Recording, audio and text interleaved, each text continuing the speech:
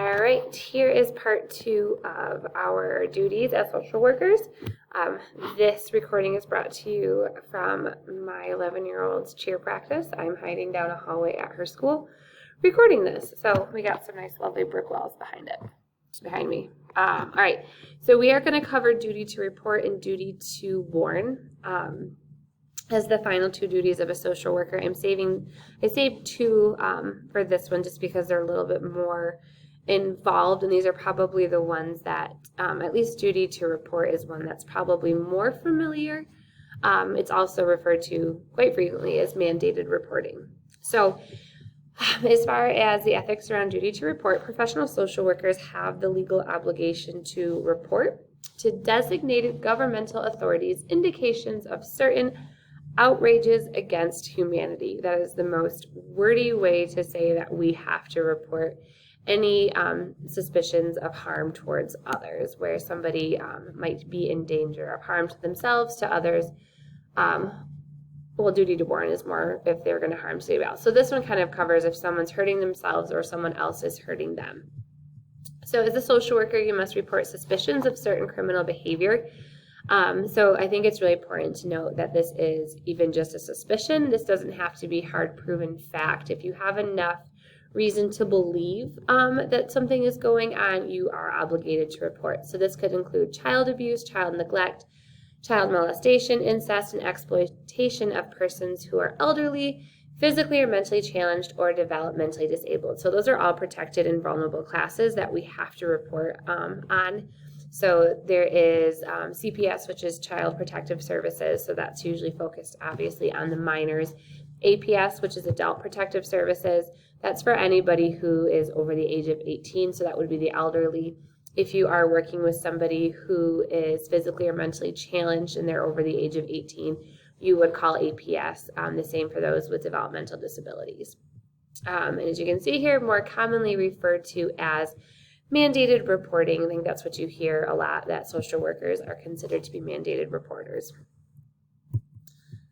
All right. So this is from the Michigan Department of Health and Human Services. So Michigan Child Protection Law requires certain professionals to report their suspicions, again, it's suspicions of child abuse or neglect, to centralized intake at the Department of Health and Human Services, so DHHS. These people are mandated reporters and have an established relationship with children, or you probably want to add on the vulnerable adults based on their profession.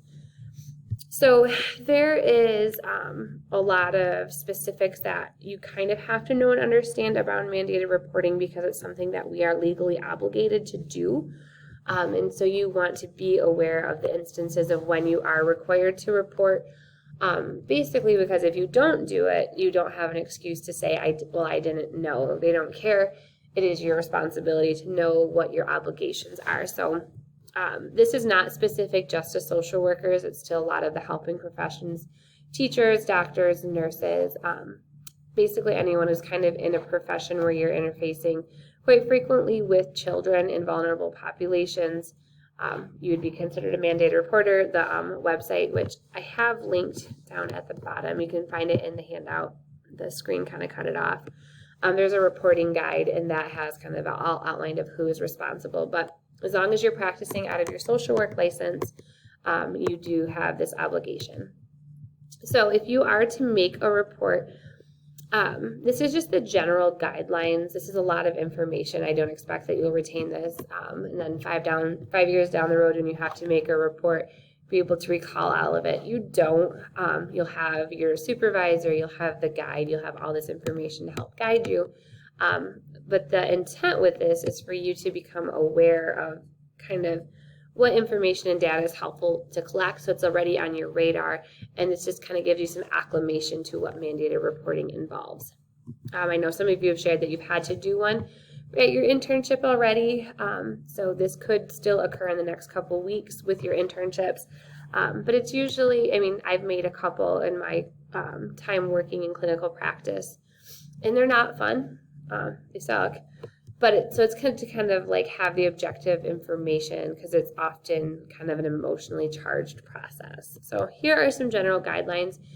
You just want to indicate if any known history of abuse of neglect of the child. So if this is a habitual problem, if this is something that you've called on before, or the child has reported to you before, or you've known just in your experience working with the family, you do want to indicate history because that does make a difference in sometimes the outcome and determination. Then you want to be able to let the report know. So this is sometimes done either written or you can verbally do it over the phone. You want to talk about if you've directly observed the alleged abuse and neglect, or if the individual disclosed it to you and you're hearing it from them, or you're hearing it from another party. So you just want to provide all of the information of how it was obtained, and then do you consider the source reliable? And that's where it sometimes gets a little bit gray, because if an unreliable source reports it to you, are you still obligated to report it based on the validity of your source, or is that not up to you to decide? And that's typically how I kind of always approached it. It's not up to me to decide if it's valid or not. I'm just obligated to report what I hear. Now, obviously there'll be cases where you're like, for sure it's not necessarily factual, but if it's like, hey, this person's saying it, I don't know if I necessarily believe them, let the investigator figure it out, not you, because let's say it is true and you don't report it, the consequences are bigger than it not being true and you reporting it. So you just indicate the specific concerns, how they were observed, when was the last time you saw the child, where the child is now, and if you believe that they're in immediate danger, because that will determine the response time as well. If the child is in immediate danger, they might send somebody out right away. If they're not, the investigator might not come for a day or so. They do have a certain time frame where they are required to follow up on. I'm not 100% sure on all of those nuances. But again, letting them determine what their course of action is based on the information that you share, because your responsibility in this is just to share the information. And to describe any known supports or resources that the family has, because that's really important in the strengths-based perspective, to not necessarily just focus on the deficits of what's going on, but looking at what strengths and supports do they have as a system to help navigate the potential outcomes of this report. Provide their addresses if known. If you don't know the address, just be able to give as much specifics of where you believe them to be, or their house. If you don't have any information regarding the family's location, be specific about the place where you observed or heard the concerning behavior. Just any additional information that might assist with locating the family members. And if you know of anybody in the family who might be able to provide more information, give the contact information as well.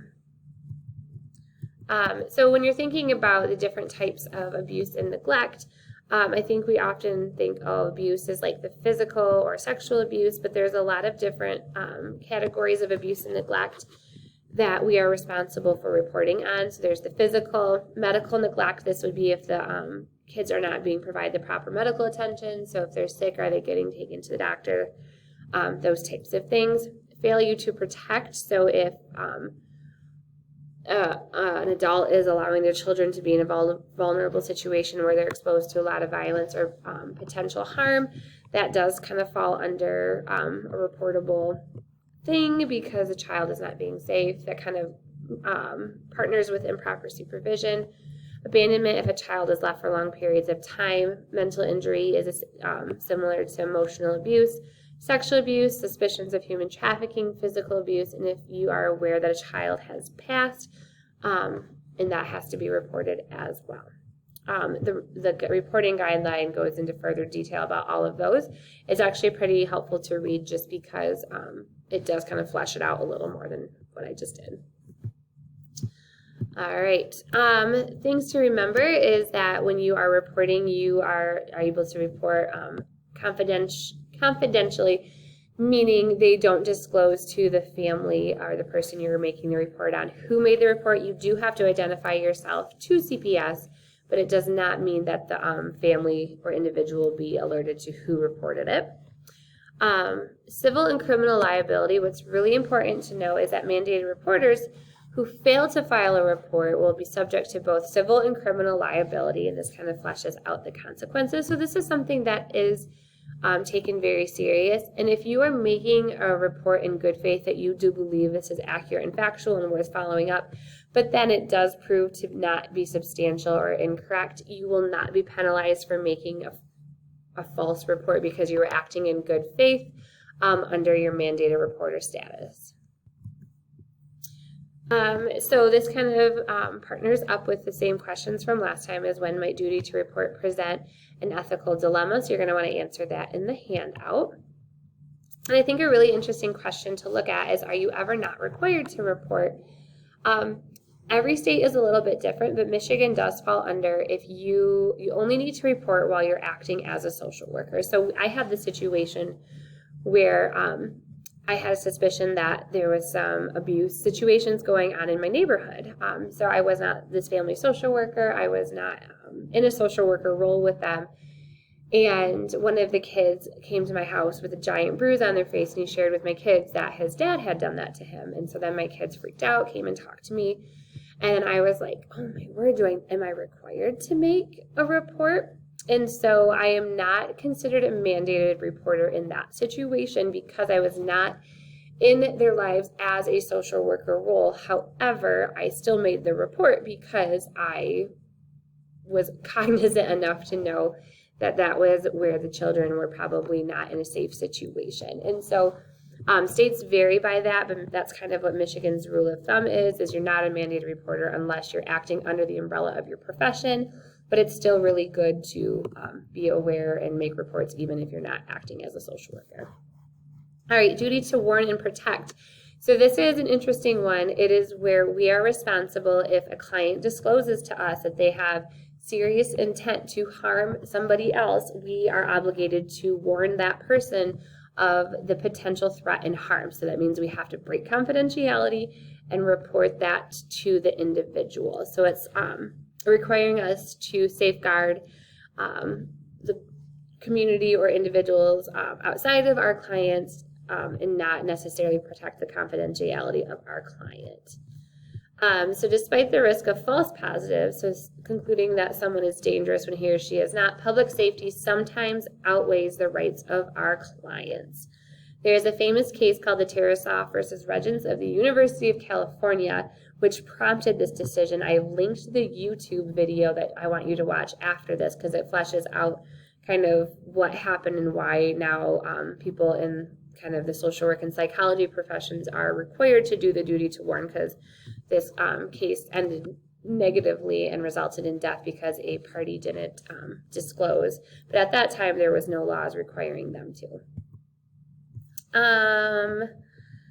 So it's just similar to mandated reporting. It's where you're acting in good faith. You are not necessarily going to be prosecuted if you report and it doesn't come to fruition. Suspicion alone is sufficient, and social workers who report in good faith are typically immune from any liability. These can be very uncomfortable situations because you have to break confidentiality. Sometimes our clients are just venting to us and they're saying, I just want to blow that guy's head off. Well, we have to be able to kind of flesh it out and figure out, like, is this a serious threat and intent to hurt? Because if they do actually go and do it, then we have some liability that we're held to. I think this is really important too, especially in light of the increasing and consistent gun violence and like a lot of the mass shootings. If we have a client who we suspect or has articulated some sort of threat to others, we have the duty to warn individuals or the greater community at large that the client might be violent. Yes, so that's a fun one to kind of process through. The Tarasoff case video will kind of walk through that. I think what's really interesting, and this is the last slide, where any threats of murder the only time duty to warn and protect come into effect. There's actually a lot of conversation around this with HIV, and if individuals who are having unprotected sex, who are HIV positive, do we have to disclose to their partners their HIV status, because the unprotected nature could result in transmission. And so then you break confidentiality. HIV is a highly, highly protected piece of medical information where you're not allowed to disclose that unless it's absolutely necessary, but is it a duty to warn if we feel like they're going to be harming somebody else through their actions? And so that's just something to chew on as well.